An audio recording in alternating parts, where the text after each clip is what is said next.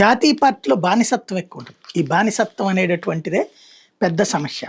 ఇప్పుడు ఓట్ షోర్ అని రాహుల్ గాంధీ అన్నాడు కాబట్టి ఆయన సంతృప్తిపరచడం కోసం కర్ణాటకలో గెలిచినటువంటి పార్టీ, తెలంగాణలో గెలిచినటువంటి కాంగ్రెస్ పార్టీ, 2 చోట్ల ముఖ్యమంత్రులు కాంగ్రెస్ వాళ్ళే, 2 చోట్ల గెలిచింది కూడా ఓట్ చోరీ చెప్పినటువంటి నియోజకవర్గాల్లో కూడా గెలిచారు.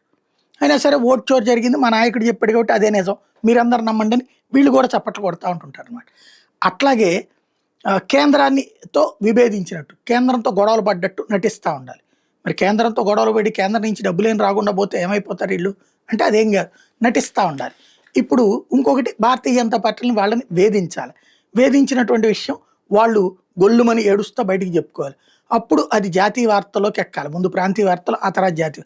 అది అప్పుడు రాహుల్ గాంధీ దగ్గరికి వెళ్తుంది. అప్పుడు రాహుల్ గాంధీ అబ్బా బాగా ఏడిపిస్తున్నావు, అబ్బా బాగా పని చేస్తున్నావు అనుకుంటాడు. మిగతాది అభివృద్ధి, సంక్షేమమా ఇట్లాంటివి కాదు లెక్కలోకి. ఇదంతా ఎందుకు చెప్పొస్తుందంటే, కర్ణాటకకి పార్లమెంటరీ కమిటీ వస్తే కలెక్టర్లు కూడా వెళ్ళొద్దని చెప్పిందంటే కర్ణాటక ప్రభుత్వం. భారతీయ జనతా పార్టీ వాళ్ళ ప్రభుత్వం, సెంట్రల్ గవర్నమెంట్ మనకు సంబంధం లేదు, మీరు ఎవరు వెళ్ళొద్దు అన్నట్టు. ఎవరు రాల. చివరికి తేజస్వి సూర్య దీని మీదన పార్లమెంటు స్పీకర్కి కంప్లైంట్ చేస్తారు. పార్లమెంటరీ కమిటీ వెళ్ళినప్పుడు రాకపోతే ఖచ్చితంగా కంప్లైంట్ చేస్తారు. కంప్లైంట్ చేశాక ఏమవుతుంది, ఇదివరకు అయితే కనుక సొంత ప్రభుత్వంలోది కాబట్టి ఐఏఎస్ని కాపాడుకొస్తారు. రేపు పొద్దున ఇప్పుడు మోడీ సర్కార్ అట్లా చూడట్లేదు. ఈ ఐఏఎస్ని కేంద్రానికి పిలిపించుకుంటుంది, లేదా ఏ మారుమూల ప్రాంతానికి పంపిస్తుంది. భవిష్యత్తులో పెద్ద తేడానే రాబోతోంది.